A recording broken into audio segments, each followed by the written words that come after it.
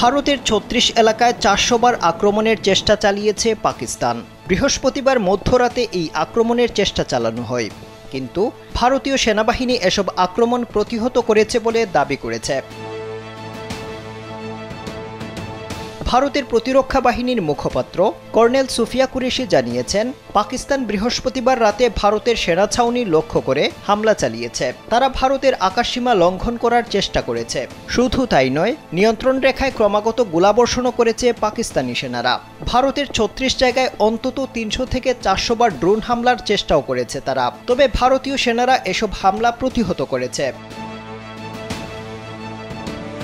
কেন পাকিস্তানের ড্রোন ভারতের আকাশসীমায় ঢোকার চেষ্টা করেছিল তার ব্যাখ্যাও দিয়েছেন সুফিয়া কুরেশি। তিনি জানান, গোপনে নানা তথ্য সংগ্রহ করার উদ্দেশ্যে ভারতে প্রবেশ করার চেষ্টা করেছিল এসব পাকিস্তানি ড্রোন। তবে ভারতীয় সেনারা পাকিস্তানি ড্রোন ভূপাতিত করেছে।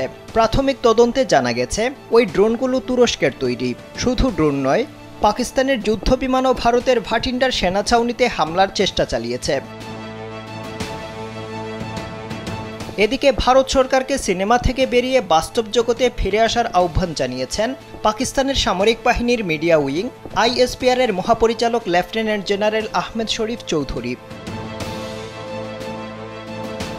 তিনি বলেন, পাকিস্তান পাল্টা হামলা চালালে তার জন্য কোনো ঘোষণা দেওয়ার প্রয়োজন হবে না, গোটা বিশ্বই সেটা জানতে পারবে। পাকিস্তান ভারতে হামলা চালিয়েছে বলে নয়াদিল্লির দাবিকে লেফটেন্যান্ট জেনারেল আহমেদ শরীফ চৌধুরী ফ্যান্টম ডিফেন্স বা ভৌতিক প্রতিরক্ষা হিসেবে অভিহিত করেছেন। পাকিস্তানের প্রধান এই সামরিক মুখপাত্র আরও বলেছেন, পাকিস্তান যখন ভারতে হামলা করবে তখন এর প্রতিধ্বনি সারা বিশ্বে শোনা যাবে। সংবাদ সম্মেলনে তিনি ভারতের ১৫টি লক্ষ্যবস্তুতে হামলার দাবি সরাসরি নাকচ করে বলেন, এই ধরনের কথা সম্পূর্ণ ভিত্তিহীন ও কল্পনাপ্রসূত।